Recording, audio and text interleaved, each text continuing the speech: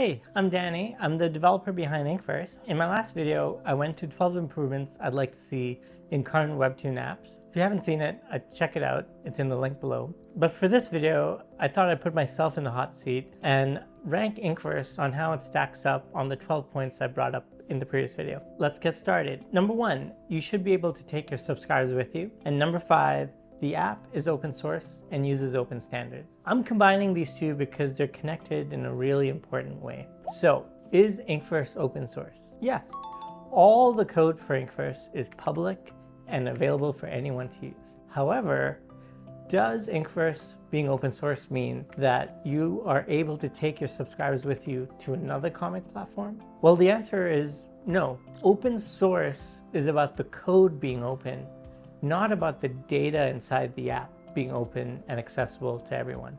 But this is where open standards come in. Open standards are used when you want to build apps where the data is not locked inside one app. So how does Inkverse use open standards? All the comics on Inkverse are self-hosted by the creators. And before you say, Danny, that sounds super complicated and hard, hear me out. What if a creator could self-host the comic but get the same user experience they used to from a typical comic platform? Well, that sounds amazing because you'd not be locked into one comic app but still get the user experience you're used to.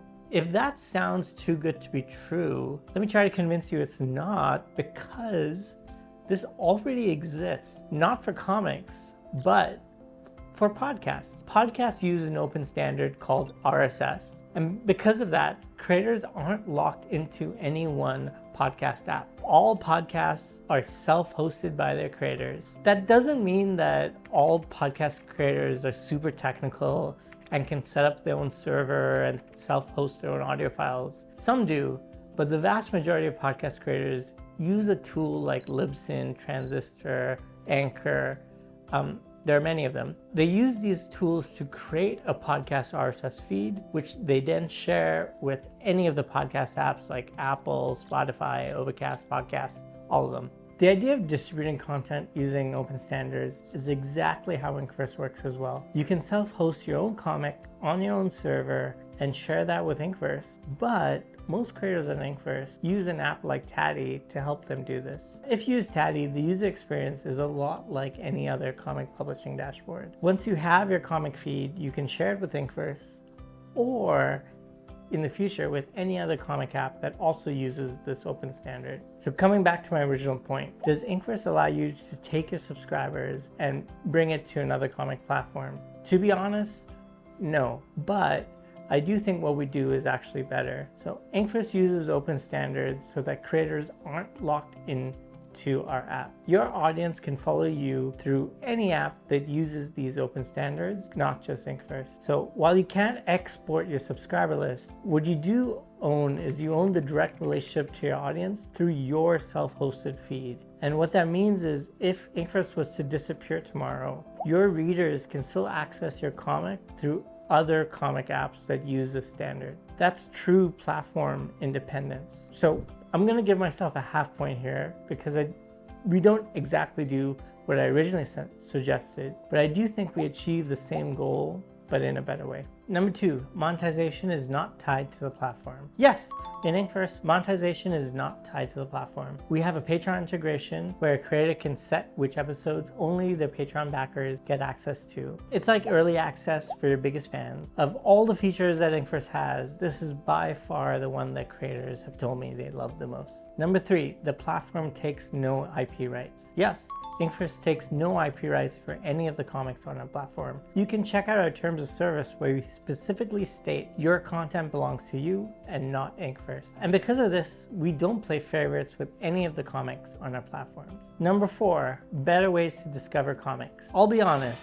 we kind of suck at this right now. Comics on Inkverse can use tags just like on Tapas, and that is good for discovery, but there's so much more that we could be doing around discovery. But give us some time. We're pretty early on and our goal is to get better at this. But right now, we don't do a good enough job. Number 6, clear content guidelines. Yes, Inkverse has clear content guidelines that you can find on our website. on our guidelines, we specifically state what content is and is not allowed on the app. And just in case you don't read it, I want to go over 2 of the most common content guideline questions a common creator would have. So 1, does Inkverse allow nudity? We do not allow genitalia or breasts, and we do not allow creators to upload anything that depicts a sexual act. You can draw a naked person as long as it doesn't do those things. Number 2, does Inkverse allow AI generated art? No, we do not. And just to be clear, what I'm talking about is using a program like ChatGPT or Midjourney to generate art. And so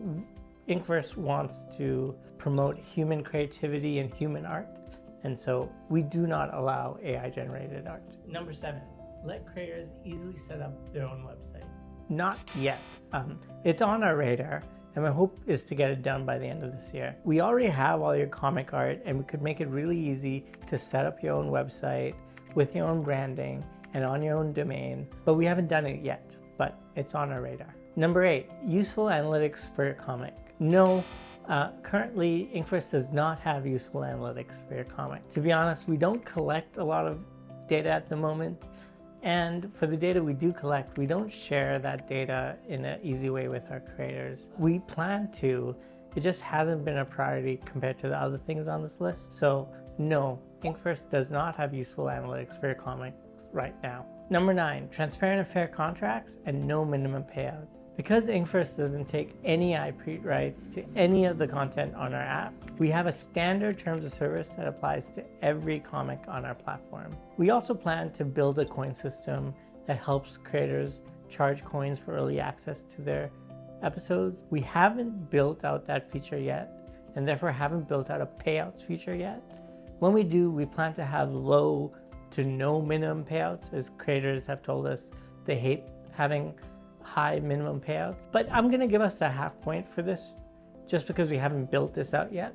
Number 10, notification for likes and comments. No, Inkverse actually does not have likes and comments in the app right now. I know it's a core feature that's been requested by a lot of users. It's coming, and actually it's the next big thing I'm going to work on. But no, we don't have this feature yet. Number 11, save webtoons in the list. No, we don't have lists on Inkverse at the moment. This is a feature I personally want, so I'm gonna build it. It's just we haven't built it yet, so no, we don't have lists yet. Number 12, no time lock content on Inkverse. Well, yes, we have no time lock content on Inkverse. This could be a bit of a cheating one because this is an absence of a feature, but we have no plans to add anything like daily pass or wait until free. So yeah, right now, there is no time lock content on Inkverse. So that's our list, and from my counting, that's 6 out of 12. So we're halfway there. And I think that's not bad for a company this early on. My goal is to get 12 out of 12. To be honest, it's probably gonna take us a couple more years to get there. So hopefully you join Inkverse and Taddy and see our progress, but also help us get there through your feedback and suggestions. And if you have any comments or questions, please leave them below. Would love to hear from you. Thanks. See ya.